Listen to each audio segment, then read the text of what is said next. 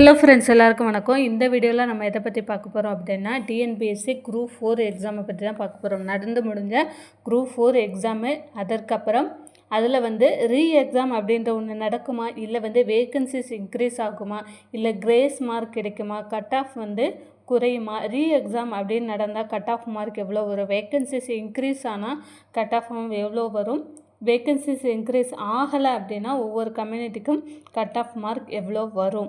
அடுத்ததாக டிஎன்பிஎஸ்சிலேருந்து இந்த குரூப் 4 நடந்து முடிஞ்ச குரூப் 4க்கு என்ன ஒரு பதில் வரும் அப்படின்றது தான் இந்த வீடியோவில் நான் உங்களுக்கு சொல்ல போகிறேன்.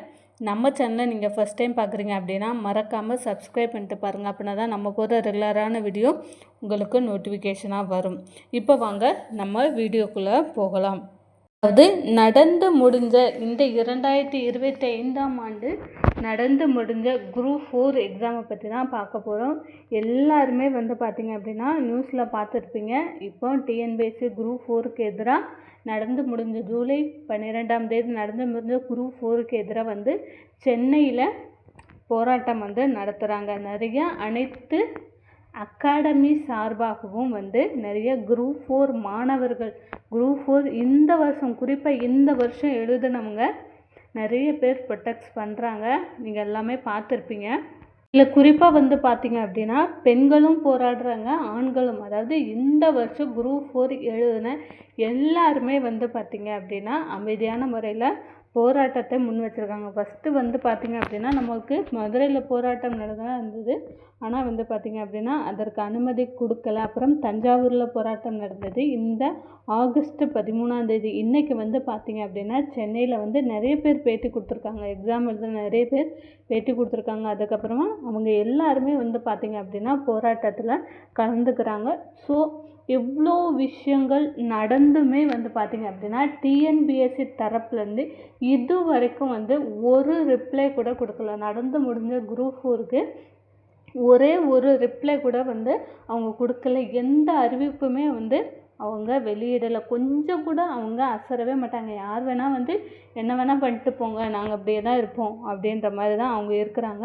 ஸோ இது ரொம்ப நாளைக்கு நமக்கு நீடிக்காது. கண்டிப்பாக ரீ எக்ஸாம் அப்படின்ற ஒன்று நடக்கும். இல்லை வேக்கன்சிஸ் இன்க்ரீஸ் ஆகலாம். வேக்கன்சியை பொறுத்தளவில் நமக்கு டபுள் வேக்கன்சிஸ் கூட இன்க்ரீஸ் ஆகலாம், இல்லை ட்ரிபிளாக கூட அது இன்க்ரீஸ் ஆகலாம். 4000 வேக்கன்சிக்கு இப்போ 10 லட்சம் பேர் எழுதியிருக்காங்க அப்படின்னா அந்த 4000 8000 கூட ஆகலாம், இல்லை 12,000 கூட ஆகலாம். அந்த மாதிரி ஏதாவது ஒன்று அவங்க பண்ணி தான் ஆகணும். ஏன்னா ரீ எக்ஸாம் அப்படின்ற ஒன்று இனிமே கண்டக்ட் பண்ணுறதுக்கு வாய்ப்புகள் ரொம்ப கம்மி. ஏன்னா நமக்கு எலெக்ஷன் ஆல்ரெடி எலெக்ஷன்ஸ்க்கு நிறைய இடத்துல நிறைய பேர் இதை எலெக்ஷன்ஸ்க்கு ஓட்டு கேட்க போயிட்டு இந்த மாதிரி அந்த வேலைகள்லாம் நிறைய நடந்துகிட்ருக்கு. பிரச்சாரம் போகிறது, தலைவர்கள் போகிறது வர்றது, அவங்க எல்லாத்துக்கும் பாதுகாப்பு கொடுத்து, இந்த மாதிரி நிறைய விஷயங்கள் நடந்துகிட்ருக்கு. எலெக்ஷன் அடுத்த வருஷம் வரப்போகுது. ஸோ மீண்டும் பார்த்தீங்க அப்படின்னா உங்களுக்கு மறுபடி ஹால் டிக்கெட் ரெடி பண்ணி மறுபடி எக்ஸாம் சென்டர் போட்டு மறுபடி ஒரு எக்ஸாம் வச்சு அதுக்கு ரிசல்ட்டு பப்ளிஷ் பண்ணுறது பிஃபோர் எலெக்ஷன்ஸ்குள்ளே அப்படின்றது ஒரு சாத்தியமில்லாத ஒரு விஷயம். ஏன்னா பார்த்திங்க அப்படின்னா இன்னும் எலெக்ஷனுக்கு என்னென்ன வேலைகள் செய்யணும், கவர்மெண்ட் ஆஃபீஸர்ஸ் எல்லாமே அதற்கான வேலைகளை அவங்க செய்ய ஆரம்பிச்சிருவாங்க. ஸோ ரீ எக்ஸாம் அப்படின்ற ஒன்று நமக்கு ஒரு 80% ரீ எக்ஸாம் அப்படின்ற ஒன்று கண்டக்ட் பண்ண மாட்டாங்க. அதற்கு பதிலாக நமக்கு வேக்கன்சிஸ் தாராளமாக இன்க்ரீஸ் பண்ணுவாங்க. கண்டிப்பாக பார்த்திங்க அப்படின்னா நெக்ஸ்ட்டு டிஎன்பிஎஸ்சிலேருந்து ஒரு அறிவிப்பு வெளியிடுறாங்க அப்படின்னா அது கண்டிப்பாக வேக்கன்சிஸ் இன்க்ரீஸ் ஆக தான் இருக்கும். குறைந்தது ஒரு 8000லேருந்து ஒரு 10,000 வேக்கன்சி ஆனால் நமக்கு இன்க்ரீஸ் பண்ணுவாங்க. இந்த மாதிரி இன்க்ரீஸ் பண்ணினாங்க அப்படின்னா அதாவது போராட்டம் நடந்துக்கிட்டே தான் இருக்குது. கண்டிப்பாக இப்போ எக்ஸாம் எழுதுன யாருமே அதை கைவிட்டுட்டு அப்படியே சரி விடு அப்புறம் அடுத்த எக்ஸாம் பார்க்கலாம் அப்படின்ற மாதிரி போக போகிறதில்ல. ஸோ போராட்டம் நடத்திட்டுருக்காங்க. கண்டிப்பாக இதற்கு ஒரு பதில் கொடுக்கும். கண்டிப்பாக அவங்க வேக்கன்சிஸை இன்க்ரீஸ் பண்ணி தான் ஆகணும், வேறு வழியே இல்லை. வேக்கன்சிஸ் இன்க்ரீஸ் ஆனால் ஆல்ரெடி பார்த்திங்க அப்படின்னா நமக்கு அந்த 200 மார்க்குக்கு எழுதினாலுமே நிறைய கொஸ்டின்ஸ் எதனால் இந்த ப்ராப்ளம் வந்ததுன்னா நிறைய தவறான கொஸ்டின்ஸ் கிரேஸ் மார்க்லாம் வந்து வருமா வராதா இதெல்லாம் நிறைய டவுட் இருக்குது. அதேமாதிரி நிறைய தவறான கொஸ்டின்ஸ் தவறான விடைகள் அந்த மாதிரி நிறைய விஷயங்கள் வந்து நடந்திருக்கு. அதனால தான் வந்து குரூப் 4 எக்ஸாமை மறுபடியும் நடத்தணும்னு சொல்கிறாங்க. ஸோ அதனால் வந்து பார்த்திங்க அப்படின்னா கட் ஆஃப் வந்து ஆக்சுவலாகவே இந்த வருஷம் ரொம்பவே குறைவாக தான் இருக்கும். அதாவது ஏன்னா வந்து நமக்கு எழுதுறதுக்குமான டைமும் கிடைக்கல. நிறைய கொஸ்டின்ஸ் வந்து நம்ம ஒரு ஆன்சர் வந்து புக்கில் இருக்கும், அவங்க ஒரு ஆன்சர் வந்து டிஎன்பிஎஸ்சி தரப்புலேருந்து ஒரு ஆன்சர் வந்து வெளியிட்டாங்க. ஸோ இந்த மாதிரியெல்லாம் வந்து ரொம்ப குளறுபடியான விஷயங்கள்லாம் வந்து இருக்குது. ஸோ அதுலேருந்து ஆல்ரெடி வந்து பார்த்திங்க அப்படின்னா நமக்கு கட் ஆஃபே வந்து ரொம்ப கம்மியாக தான் வரப்போகுது. இதுலேயுமே நமக்கு வேக்கன்சிஸ் இன்க்ரீஸ் ஆகிற பட்சத்தில் நமக்கு வேக்கன்சிஸ் இன்க்ரீஸ் ஆகாமல் இருந்தால் ஒரு 160 அந்த ரேஞ்சில் தான் வந்து விஏஓக்கெலாம் கட் ஆஃப் மார்க் வரும். ஸோ வந்து வேக்கன்சிஸ் இன்க்ரீஸ் ஆனால் நமக்கு வந்து அதிலேருந்து ஒரு 10 மார்க் ஆனால் குறைந்து கட் ஆஃப் வந்து வரும். ஸோ விஏஓக்கு 160க்கு 160 ப்ளஸ் 165 ப்ளஸ் அப்படின்ற பட்சத்தில் நமக்கு விஏஓ பொறுத்தளவில் 155 ப்ளஸ்ஸு இந்த மாதிரி நமக்கு இருக்கிறதுக்கான சான்ஸ் இருக்குது.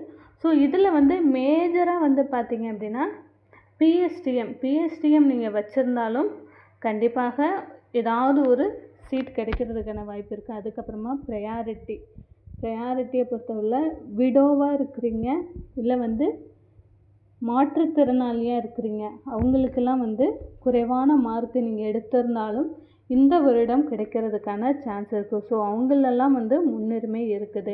ஸோ மற்ற கம்யூனிட்டி ஜென்ரல் கேட்டகரியை பொறுத்தளவில் நீங்கள் ஒரு 150 அந்த மாதிரி ரேஞ்சில் நீங்கள் மார்க் எடுத்திருக்கீங்க அப்படின்னாலே ஈஸியாக கிடைச்சிரும். அதுக்கு மேலே ஒரு 3 மார்க் அதிகமாகலாம், இல்லை வந்து ஒரு 3 மார்க் குறையலாம், அந்த மாதிரி தான் வந்து இருக்கும். அடுத்ததாக வந்து பார்த்திங்க அப்படின்னா பிசியை பொறுத்தளவில் வேக்கன்சிஸ் இன்க்ரீஸ் ஆனால் ஒரு 149லேருந்து 154 மார்க் வரை கட் ஆஃப் மார்க் வரும். பெண்களுக்கு இதிலேருந்து ஒரு 2 மார்க்கு வந்து குறைச்சி வச்சுக்கலாம். அதேமாதிரி பிசிஎம்மாக இருந்தாலும் ஒரு 144லேருந்து 150 வரை இருக்கும். இதே எம்பிசி டிசி டிஎன்சி இந்த மாதிரி இருக்கிறவங்களுக்கு ஒரு 145லேருந்து 149 வரை கட் ஆஃப் மார்க் வரும். இதே எஸ்சி கம்யூனிட்டியாக இருக்க பட்சத்தில் 139லேருந்து 144க்குள்ளே கட் ஆஃப் மார்க் வரும். எஸ்சி ஏவாக இருந்தீங்க அப்படின்னா 134லேருந்து 137க்குள்ளே கட் ஆஃப் மார்க் வரும். எஸ்டியாக இருந்தீங்க அப்படின்னா 133லேருந்து 137 வரை கட் ஆஃப் மார்க் வரும்.